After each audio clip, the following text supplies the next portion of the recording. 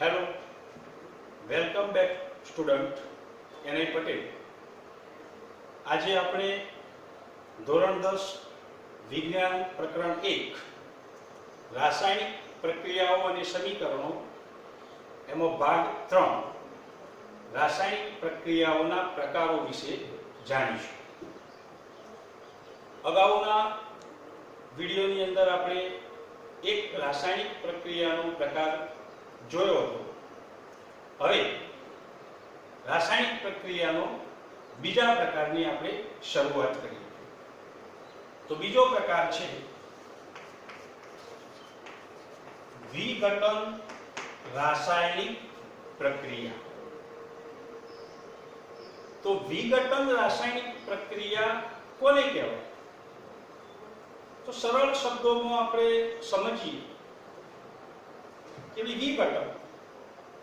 વિઘટન થવું એટલે સરળ પદાર્થોમાં રૂપાંતર થવું. એને આપણે કહીએ વિઘટન થયું, છૂટું પડવું. તો એને સમજવું હોય તો આપણે શું કરવું પડે? તો આપણે ટેક્સ્ટબુકની અંદર એક પ્રવૃત્તિ આપી છે, પાન નંબર 8 ઉપર, કે એક રાસાયણિક પદાર્થ જેનું નામ છે ફેરસ સલ્ફેટ અને એનું રાસાયણિક સૂત્ર થાય છે FeSO4. આ ફેરસ સલ્ફેટ પદાર્થ ને સખત કાચની કસનળીની અંદર લેવામાં આવે તો એ ફેરસ સલ્ફેટના સ્ફટિકનો રંગ આછો લીલો હોય છે. એને સખત કાચની કસનળીમાં લઈ અને બેન્સન બર્નર અથવા તો સ્પિરિટ લેમ્પ હોય તો એના ઉપર ચીપિયા વડે પકડી અને ગરમ કરવામાં. તો થોડાક સમય પછી કાચની કસનળીની અંદર ફેરસ સલ્ફેટના સ્ફટિકનો રંગ બદલાયેલો, પરિવર્તિત થયેલો આપણને જોવા મળે છે. સાથે સાથે કસનળીના ઉપરના ભાગેથી વિશિષ્ટ એટલે કે તીવ્ર વાસ ધરાવતો વાયુ પણ બહાર નીકળતો આપણે જોઈ શકીએ છીએ. તો આ પ્રક્રિયા એ વિઘટનની પ્રક્રિયા છે. તો એ કેવી રીતે થઈ એ આપણે સમીકરણ દ્વારા સમજીએ કે ફેરસ સલ્ફેટ એટલે કે એનું અણુ સૂત્ર છે FeSO4, જે ઘન સ્વરૂપે હોય છે એટલે આપણે એને સોલિડ કહીશું. આ એક રાસાયણિક પદાર્થ છે જે પ્રક્રિયક તરીકે આપણે ઉપયોગ કરીએ છીએ. એને સખત કાચની કસનળીમાં લઈ અને આપણે એને ગરમી આપી એટલે કે ઉષ્મા આપી. અને ઉષ્મા આપવાથી આ ફેરસ સલ્ફેટની અંદર ફેરસ, સલ્ફર અને ઓક્સિજન એ ત્રણ પદાર્થોથી બંધોથી જોડાઈ અને પદાર્થ બન્યો છે. એનું વિઘટન થાય છે, છૂટા પડે છે અને છૂટા પડી અને નવા પદાર્થ નિપજો બને છે. એટલે નવા પદાર્થ તરીકે Fe2O3 ઘન સ્વરૂપે એટલે કે ફેરિક ઓક્સાઇડ સાથે વાયુ તરીકે SO2 વત્તા SO3 એટલે કે સલ્ફર ડાયોક્સાઇડ અને સલ્ફર ટ્રાયોક્સાઇડ વાયુ બહાર નીકળતા આપણે જોઈ શકીએ છીએ. તો આ જે રાસાયણિક પ્રક્રિયા થઈ એ વિઘટનની રાસાયણિક પ્રક્રિયા છે. કારણ કે અહીંયા પ્રક્રિયક તરીકે ભાગ લેતા પદાર્થ પ્રક્રિયક તરીકે એક જ પદાર્થ છે અને પ્રક્રિયકને ઉષ્મા આપવાથી ઉત્પન્ન થતી નિપજો એ ત્રણ છે: ફેરિક ઓક્સાઇડ, સલ્ફર ડાયોક્સાઇડ અને સલ્ફર ટ્રાયોક્સાઇડ. તો અહીંયા ફેરસ સલ્ફેટનું વિઘટન થાય છે, નાના અણુ પરમાણુની અંદર છૂટા પડે છે અને નવા પરમાણુઓ સાથે બંધ બનાવી અને નવા પદાર્થો બનાવે છે. તો આ રીતે વિઘટન પ્રક્રિયા જોવા મળે છે. એટલે વિઘટન પ્રક્રિયા કોને કહેવાય? જો આપણે આના ઉપરથી સમજવું હોય તો વ્યાખ્યા તરીકે કે જે રાસાયણિક પ્રક્રિયામાં એક જ પ્રક્રિયકનું સરળ અણુ પરમાણુની અંદર વિઘટન થઈ અથવા તો છૂટા પડી અને બીજા નવા બે કે તેથી વધુ પદાર્થો બને તો તેવી રાસાયણિક પ્રક્રિયાને વિઘટન રાસાયણિક પ્રક્રિયા તરીકે આપણે ઓળખીએ છીએ. એટલે ટૂંકમાં એક જ પ્રકારના પ્રક્રિયકમાંથી બે કે તેથી વધુ પ્રકારના પદાર્થો નિપજોનું નિર્માણ થવાની ક્રિયાને વિઘટન રાસાયણિક પ્રક્રિયા કહે છે. એટલે અહીંયા વિઘટન થવા માટે આપણે પ્રક્રિયકને ઊર્જા આપવી પડે છે અને એ ઊર્જા આપણે ઉષ્માથી આપીએ છીએ. બીજું ઉદાહરણ આપણે લઈએ. અગાઉના વિડિયોની અંદર આપણે એક સમીકરણ જોયું હતું, કેલ્શિયમ કાર્બોનેટ, જેને આપણે કહીએ છીએ ચૂનાનો પથ્થર. તો આ ચૂનાના પથ્થરને જો ગરમી આપવામાં આવે એટલે કે ઉષ્મા આપવામાં આવે, આ પણ સોલિડ સ્વરૂપે હોય છે, ઘન સ્વરૂપે, એને તો ઉષ્મા ગરમી આપવામાં આવે તો કેલ્શિયમ કાર્બોનેટ પ્રક્રિયક એ સરળ પદાર્થોમાં વિભાજન થાય છે, છૂટા પડે છે અને એમાંથી બે પ્રકારના નિપજો બને છે, કેલ્શિયમ ઓક્સાઇડ વત્તા કાર્બન ડાયોક્સાઇડ વાયુ, જે વાયુ સ્વરૂપે હોય છે એટલે આપણે એને ગેસ દર્શાવીએ છીએ. તો આ પ્રક્રિયા પણ વિઘટનની પ્રક્રિયા છે. એક જ પ્રકારના પ્રક્રિયકમાંથી બે પ્રકારની નિપજ મળે છે.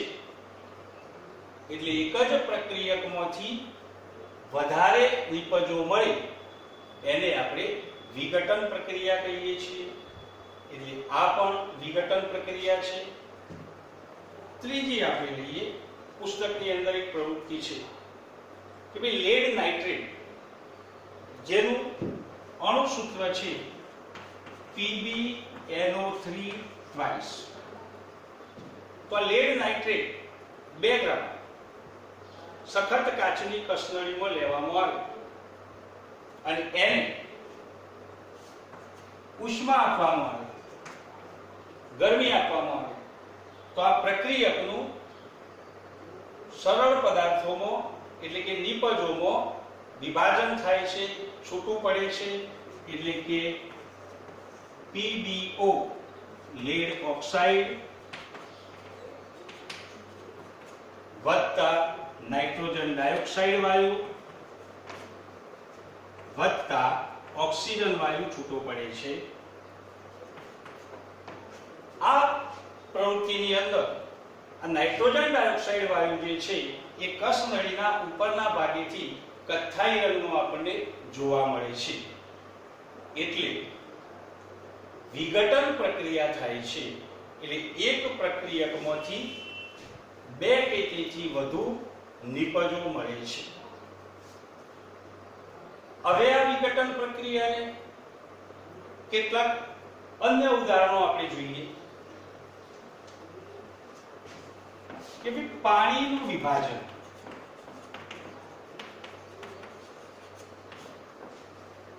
પાણીનું વિભાજન, પાણીનું અણુસૂત્ર આપણે જાણીએ છીએ H2O. તો આ એક પ્રક્રિયક છે અને એનું વિભાજન કરીએ અને વિભાજન કરીએ તો આમાં પણ આપણને વિઘટન પ્રક્રિયા જોવા મળે. તો આ કેવી રીતે થાય છે?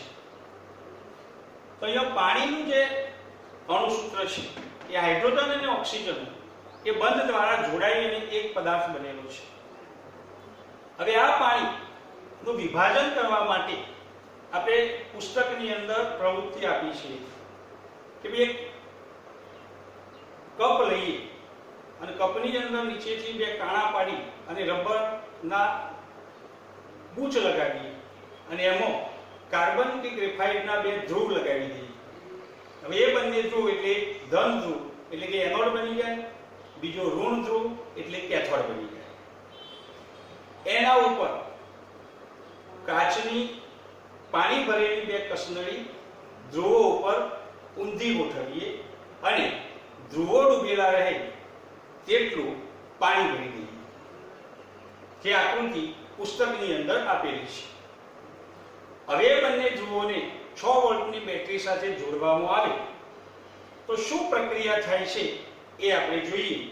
તો એની અંદર આપણને પાણીનું વિભાજન થાય છે એટલે કે વિઘટન થાય છે અને પાણીમાંથી હાઇડ્રોજન અને ઓક્સિજન વાયુ અલગ થાય છે, વિઘટન થાય છે, આપણે જાણીએ છીએ. તો અહીંયા રાસાયણિક પ્રક્રિયા કઈ થશે? તો પાણી પ્રવાહી સ્વરૂપે હોય છે એટલે H2O લિક્વિડ. અહીંયા વિઘટન કરવા માટે આપણે ઊર્જા આપવી પડે. તો એ ઊર્જા કઈ આપીએ છીએ?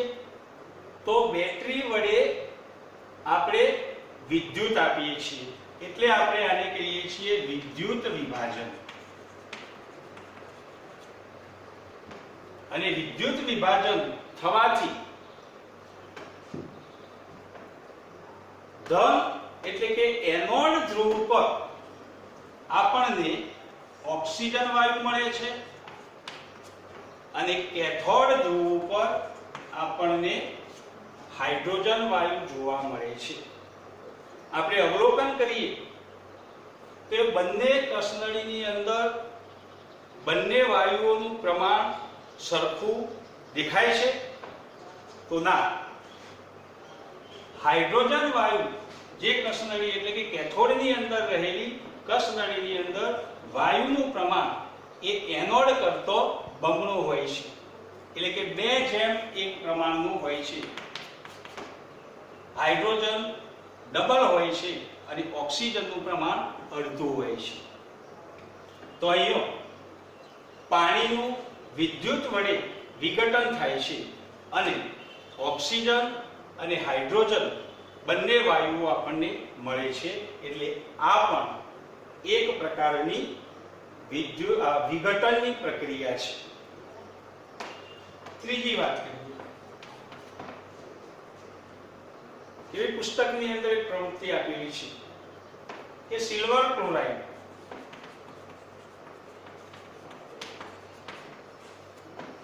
જેનું અણુ સૂત્ર છે AgCl. તો સિલ્વર ક્લોરાઇડ જે છે એ સફેદ રંગનો પાવડર સ્વરૂપે હોય છે. એને બાષ્પ વાટકીની અંદર લેવામાં આવે. બાષ્પ વાટકી એટલે પ્રયોગશાળાની અંદર આપણે સફેદ રંગની આવી ચિનાઈ માટીની બનેલી વાટકી જેવી રચના હોય છે. તો આ બાષ્પ વાટકીની અંદર થોડા પ્રમાણમાં સિલ્વર ક્લોરાઇડ લેવામાં આવે અને એ સિલ્વર ક્લોરાઇડ ભરેલી બાષ્પ વાટકી જે છે એને સૂર્યપ્રકાશની અંદર મૂકી દેવામાં આવે.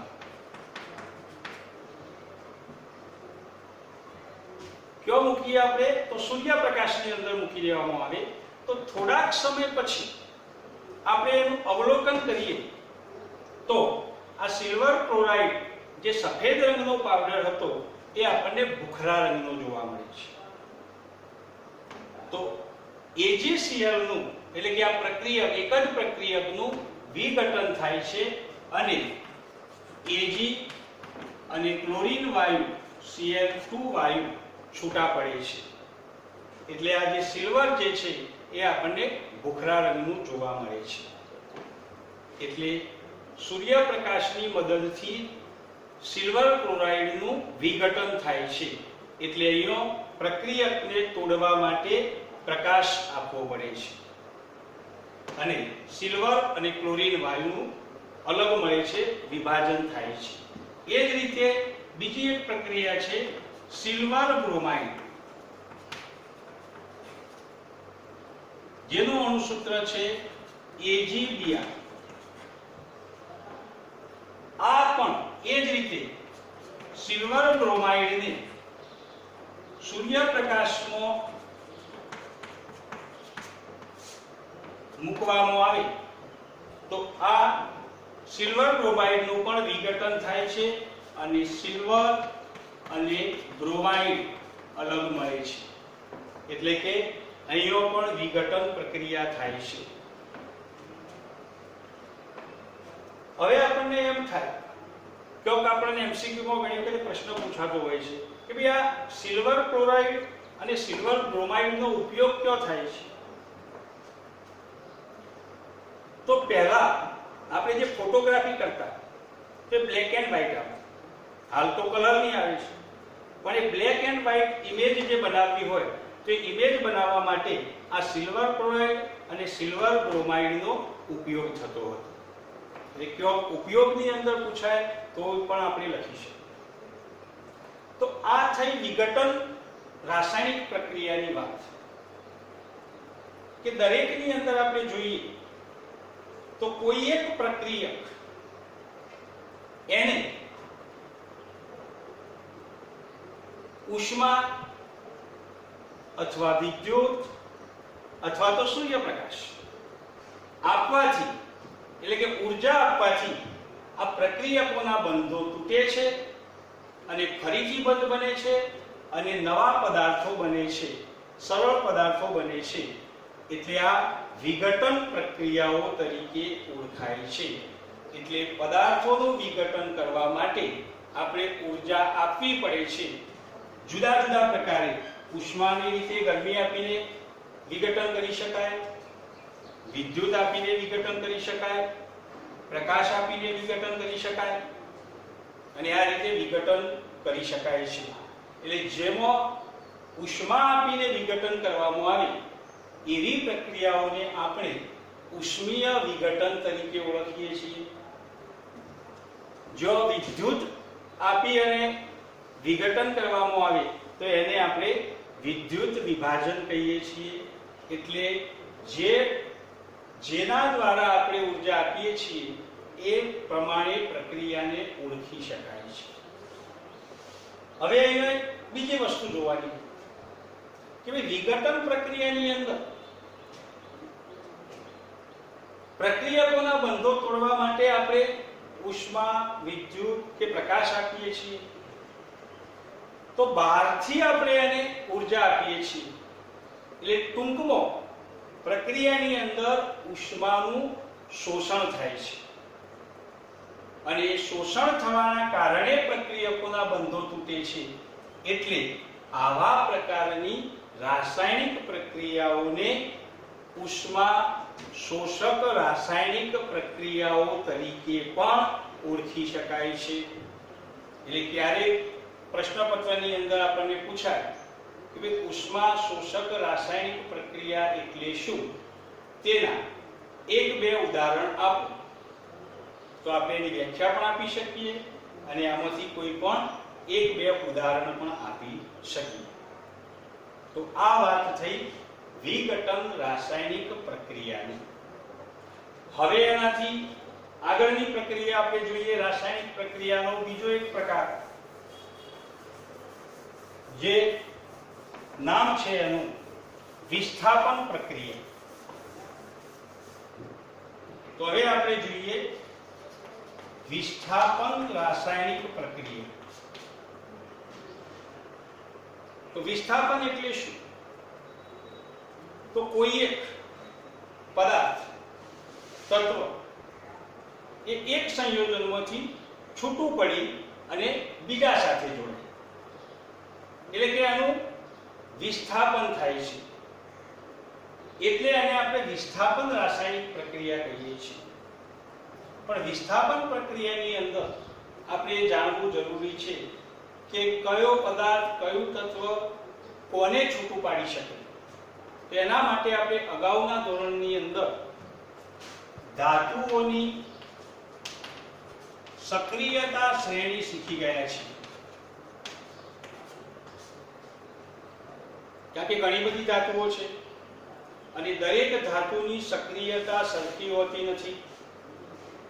કોઈકની વધારે સક્રિયતા હોય, કોઈકની ઓછી હોય, તો વધારે સક્રિય તરફથી ઓછા સક્રિય તરફ ધાતુઓને આપણે ઉતરતા ક્રમની અંદર ગોઠવીએ તો એક ક્રમ થાય છે અને એ ક્રમને આપણે કહીએ છીએ ધાતુઓની સક્રિયતા શ્રેણી.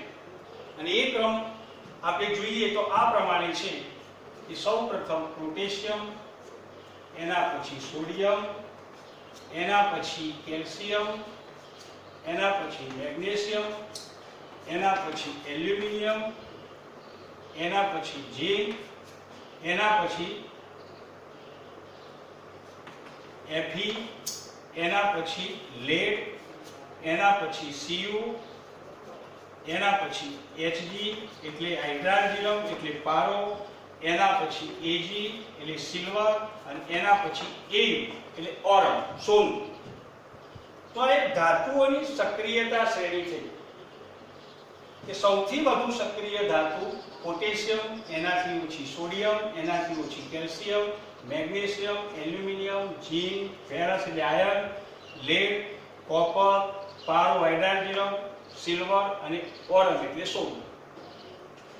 આ એક મહત્વની વાત છે કારણ કે વિસ્થાપન પ્રક્રિયાની અંદર કોણ છૂટું પાડી શકે? તો વધુ સક્રિય ધાતુ હોય એ એનાથી ઓછી સક્રિય ધાતુના સંયોજનમાંથી જે તે ધાતુને છૂટી પાડી શકે છે. ઓછી સક્રિય ધાતુ હોય એ એનાથી વધારે સક્રિય ધાતુના સંયોજનમાંથી છૂટી પાડી શકતી નથી. આને આપણે ઉદાહરણ દ્વારા સમજીએ. તો આપણે એક ઉદાહરણ લઈએ કે લોખંડની ખીલી, લોખંડ એટલે Fe જેને આપણે આયન કહીએ છીએ. આ Fe આયન. આ લોખંડની ખીલી, બે ત્રણ ખીલી આપણે લઈએ અને એનો કલર આપણને ખબર હોય છે. નવી ખીલી હોય તો તપખીરિયા રંગની હોય છે. અને એ બે ત્રણ ખીલી લઈ અને એક ખીલી બાજુ રાખી અને બાકીની બે ખીલી જે પુસ્તકની અંદર પ્રવૃત્તિમાં આપેલું છે આપણને, બાકીની બે ખીલી એ કોપર સલ્ફેટના દ્રાવણમાં મૂકવામાં આવે. હવે કોપર સલ્ફેટ એટલે એનું અણુસૂત્ર થાય છે CuSO4, જેને આપણે બીજા નામે ઓળખીએ છીએ મોરથું. આનો રંગ એ મોરપીંછ જેવો હોય છે દ્રાવણ. તો અહીંયા લોખંડની ખીલી જે છે એને કોપર સલ્ફેટના દ્રાવણમાં મૂકવામાં આવે અને થોડોક સમય એને રાખી મૂકી અને પછી એ લોખંડની ખીલીને કોપર સલ્ફેટના દ્રાવણમાંથી બહાર કાઢીએ તો આપણને શું જોવા મળે છે એ જોઈએ. તો લોખંડની ખીલી જે હતી એના ઉપર તોબાનું કોપરનું આવરણ ચડી ગયેલું આપણને જોવા મળે છે. એટલે કે લોખંડની ખીલી તામ્રવર્ણી બની જાય છે. તો આ કોપરની કેવી રીતે બની તો એને આપણે પ્રક્રિયા દ્વારા સમજીએ કે ભાઈ આયન લોખંડ એને કોપર સલ્ફેટના દ્રાવણમાં મૂકીએ તો કઈ પ્રક્રિયા થઈ? તો અહીંયા સક્રિયતાનો ક્રમ આપણે જોયો. તો અહીંયા Fe અને Cu આપણે જોઈએ તો આ Fe અને આ Cu આ ક્રમ છે. તો કોપર કરતો આયનનો સક્રિયતા ક્રમ વધારે છે એટલે વધુ સક્રિય ધાતુ છે. તો એ વધુ સક્રિય ધાતુ જે છે એ ઓછી સક્રિય ધાતુના સંયોજનમાંથી એને છૂટું પાડી શકે છે. એટલે અહીંયા કોપરને આયન છૂટું પાડે છે અને છૂટું પાડવાના પરિણામે આ લોખંડ જે છે, આયન જે છે એ SO4 સાથે સંયોજાય છે એટલે બનાવે છે FeSO4 એક્વાયર્સ અને કોપર છૂટું પડે છે વત્તા Cu. તો અહીંયા આયન કોપરને છૂટું પાડે છે એટલે કે વિસ્થાપન કરે છે એટલે આ રાસાયણિક પ્રક્રિયાને વિસ્થાપન રાસાયણિક પ્રક્રિયા કહે છે. હવે આપણને એ પ્રશ્ન થાય કે આનાથી આપણે ઉલટું કરીએ તો આપણે કોપર લઈએ, કોપર વત્તા FeSO4 એટલે કે આયર્ન સલ્ફેટનું દ્રાવણ લઈએ, ફેરસ સલ્ફેટનું, અને પછી એના અંદર આપણે મૂકી રાખીએ કોપરને, તો શું થાય? તો આપણને કોઈ પરિવર્તન જોવા મળતું નથી. તો એનો અર્થ શું થયો કે ભાઈ કોપર જે છે એ આયર્નને છૂટું પાડી શકતું નથી, કારણ કે આયર્ન એ વધુ સક્રિય ધાતુ છે, કોપર એ ઓછી સક્રિય ધાતુ છે. એટલે ઓછી સક્રિય ધાતુ વધુ સક્રિય ધાતુને છૂટી પાડી શકતી નથી.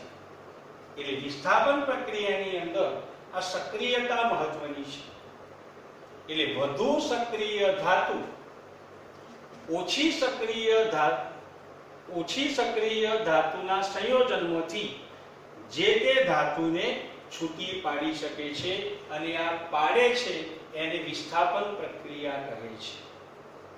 એનું આપણે એક બીજું ઉદાહરણ લઈએ કે ભાઈ ચલો આપણે લઈએ ફરીથી આયર્ન Fe, એને લઈએ આપણે ઝીંક, અને કોપર સલ્ફેટનું દ્રાવણ લઈએ CuSO4. તો શું થશે? તો અહીંયા બે ધાતુ આપણે જોઈએ, ઝીંક અને કોપર. તો બંનેમાંથી વધુ સક્રિય કોણ છે? તો આપણે સક્રિયતા ક્રમ જાણતા હોઈએ તો ઝીંક વધુ સક્રિય છે અને કોપર ઓછી સક્રિય છે. તો વધુ સક્રિય ધાતુ એ ઓછી સક્રિય ધાતુના સંયોજનમાંથી એને છૂટું પાડી દે છે. એટલે અહીંયા બની જશે ZnSO4 અને કોપર છૂટું પડી જશે. આ જ પ્રક્રિયાને જો ઉલટી કરવામાં આવે તો કોઈ પ્રક્રિયા જોવા મળશે નહીં. એ જ રીતે ત્રીજું ઉદાહરણ આપણે જોઈએ કે ભાઈ ત્રીજી ધાતુ આપણે લઈએ કે મેગ્નેશિયમ, એને કોપર સલ્ફેટના દ્રાવણમાં મૂકીએ તો શું થશે? તો શું બનશે? MgSO4 મેગ્નેશિયમ સલ્ફેટ વત્તા કોપર. હવે એવું નહીં કે કોપર જ લેવું, આપણે આમાંથી કોઈ પણ લઈ શકીએ. કોપરની જગ્યાએ બીજી કોઈ લઈ શકીએ આપણે, અને એનું જો દ્રાવણ બનાવવામાં આવે કે દાખલા તરીકે મેગ્નેશિયમ લઈએ અને ઝીંક લઈએ, બંને લઈએ, તો એક રાસાયણિક પ્રક્રિયા આપણે જોઈએ કે ભાઈ મેગ્નેશિયમ વત્તા ઝીંક સલ્ફેટ ZnSO4. તો શું થશે? તો મેગ્નેશિયમ એ વધુ સક્રિય છે કોના કરતો? ઝીંક કરતો, જે આપણે જોઈ શકીએ છીએ. તો જો મેગ્નેશિયમ એ આ સંયોજનમાંથી ઝીંકને છૂટું પાડશે એટલે શું થશે? MgSO4 વત્તા ઝીંક. એટલે આ રીતે વિસ્થાપન પ્રક્રિયા એટલે કે વધુ સક્રિય ધાતુ ઓછી સક્રિય ધાતુના સંયોજનમાંથી જે તે ધાતુને છૂટી પાડે છે, અને આ છૂટી પાડવાની પ્રક્રિયાને વિસ્થાપન પ્રક્રિયા કહે છે. અને આ વિસ્થાપન પ્રક્રિયાથી જ સક્રિયતાનો ક્રમ નક્કી કરવામાં આવે છે. આપણે આ જે ક્રમ બનાવ્યો છે એ આ બધી પ્રક્રિયાઓ દ્વારા ઉતરતા ક્રમની અંદર આપણે ગોઠવીએ છીએ. એટલે વિસ્થાપન પ્રક્રિયા વિશે આપણે જોયું. હવે આજે આપણે બે પ્રકારની રાસાયણિક પ્રક્રિયાઓ જોઈ. હવે ઘેર આપણે ગૃહકાર્યમાં શું કરીશું? તો આ બંને પ્રકારની રાસાયણિક પ્રક્રિયાના પ્રકાર આપણે જોયા. તો એના 5 પ્રક્રિયાઓના સમીકરણો આપણે આપણા ગૃહ કાર્યના જે ચોપડા હોય એની અંદર લખીશું અને પ્રેક્ટિસ કરીશું, જેથી આપણને આગળની પ્રક્રિયાઓ લખવામાં સરળતા રહે. ધન્યવાદ. Thank you.